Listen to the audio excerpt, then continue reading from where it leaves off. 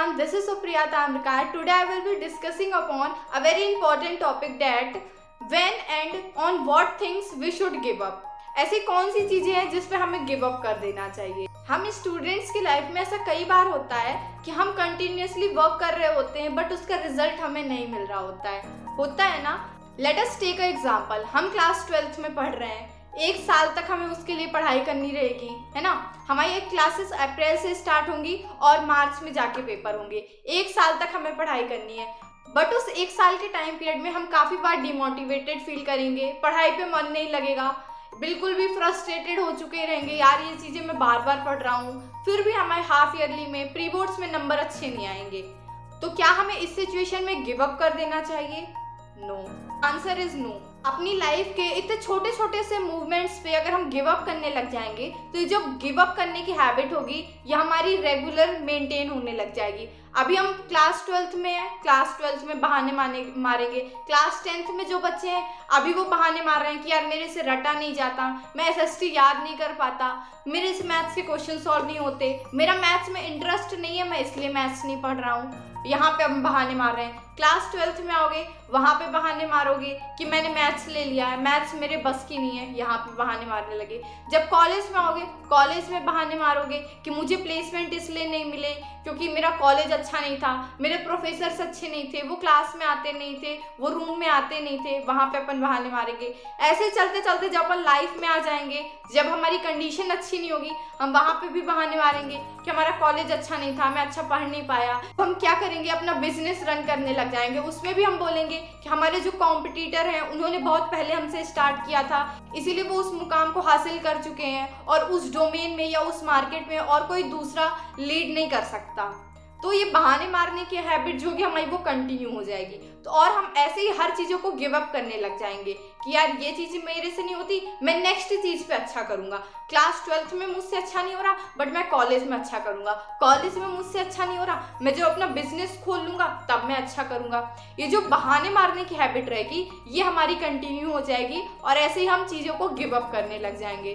तो क्वेश्चन क्या है कि हमें गिव अप करना क्या कब चाहिए? आप कह रहे हो कि गिव अप नहीं करना चाहिए, हमें एग्जैक्टली गिव अप किन चीज़ों पे करना चाहिए ये मैं आपको बताती हूँ। आप जब क्लास 12th में हो, आप मेहनत कर रहे हो, अगर आप मेहनत कर रहे हो, ठीक है, आप मेहनत कर रहे हो बट आपको उसका रिजल्ट नहीं मिल रहा है। आप कोई हो सकता है ऐसी कोई ट्रिक्स आजमा रहे होगे कि मैं सुबह के टाइम पढ़ता हूँ या रात के टाइम पढ़ता हूँ। जो आप मेहनत कर रहे हो आप उस पर ध्यान दो कि क्या आप वो मेहनत सही डायरेक्शन में कर रहे हो सकता है आप ऐसे एनवायरनमेंट पे पढ़ रहे हो जहाँ पे म्यूजिक बज रहा हो या लोग आपको आके डिस्टर्ब कर रहे हो, तो इससे आपका क्या होगा? आप सोच रहे हो कि मैं बैठ के पढ़ाई कर रहा हूँ बट वो एग्जैक्टली आपका मन क्या कर रहा है?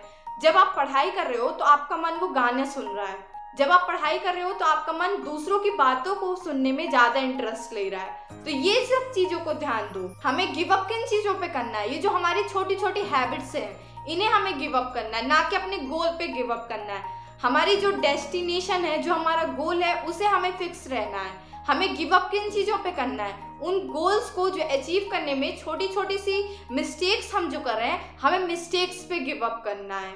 जैसे कि आप बैठ के पढ़ाई कर रहे हो जहाँ का माहौल अच्छा नहीं है, बहुत ज़्यादा हल्ला हो रहा है, आप वो चीज़ को चेंज करो।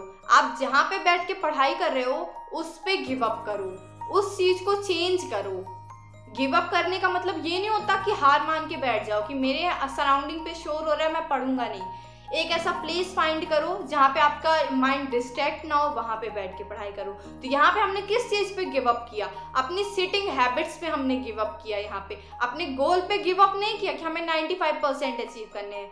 हमने किस चीज़ पे गिव अप किया है कि अपनी जो सिटिंग है, जहाँ पे बैठ के हम पढ़ाई कर रहे थे, उस चीज़ को हम चेंज करेंगे। मैं एक और एग्जाम्पल लेके आपको समझाती हूँ। आप मान लो कि आपका जो माइंड है वो बहुत ज़्यादा निगेटिविटी से फिल रहता है और आप चाहते हो कि मुझे पॉजिटिव रहना है बट आप पॉजिटिव रह नहीं पा रहे हो। तो आप क्या करोगे कि पॉजिटिव रहना ही बंद कर दोगे या पॉजिटिव थिंकिंग अपने अंदर लाना ही बंद कर दोगे? आप पहले इस क्वेश्चन को सोचो कि आपका माइंड जो है वो फुल निगेटिविटी से भरा हुआ है और आप चाह रहे हो कि मेरा माइंड पॉजिटिविटी से भरा रहे। आपके अंदर पॉजिटिविटी आ नहीं रही है बट आप अभी भी चाहोगे ना कि मेरे अंदर पॉजिटिविटी रहे। आप इस चीज़ पे तो गिव अप नहीं कर रहे हो कि मुझे पॉजिटिव रहना है, आप ये सोच रहे हो कि मुझे पॉजिटिव रहना है। हम क्या कर रहे हैं, इस चीज़ पे गिव अप नहीं कर रहे हैं कि हमें पॉजिटिव रहना है। हम गिव अप किस चीज़ पे कर रहे हैं कि जो मेरी सराउंडिंग है वो क्या है जो मुझे ऐसे निगेटिविटी से भर रही है, उस चीज़ पे हम ध्यान देंगे।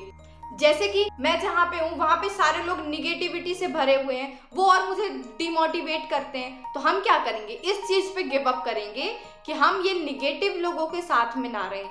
हम क्या चाह रहे थे कि हमें पॉजिटिव रहना है, हम ये अचीव नहीं कर पा रहे थे कि हमें पॉजिटिव रहना है, तो हमने ये गिव अप नहीं किया है। यहाँ पे हमने क्या किया है, जो निगेटिव पीपल थे उनसे हमने अपने आप को दूर कर लिया है, इस चीज पे हमने गिव अप किया है। आई होप कहाँ पे गिव अप करना है यहाँ हम क्लियरली अंडरस्टैंड कर पा रहे हैं, समझ में आ रहा है कि अपने फाइनल गोल पे गिव अप नहीं करना है, उसकी जो छोटी छोटी मिस्टेक्स हैं वहाँ पे हमें गिव अप करना है कि जो छोटी छोटी मिस्टेक्स हैं इसे मैं सुधारूं या फिर अपने काम करने के तरीकों को बदलूं, जो पुराने तरीके थे उन पे गिव अप करूं और नए तरीकों को आजमाऊं जिनसे मुझे सक्सेस मिल सके, मेरे गोल्स अचीव हो सके लाइफ में। तो ये चीज़ें याद रखो कि अपने फाइनल गोल पे कभी भी गिव अप नहीं करो। आपने ठानी है, अगर उसे आप पूरी शिद्दत से चाहोगे और उसे मन लगा के हासिल करने की कोशिश करो तो वो डेफिनेटली अचीव होगा।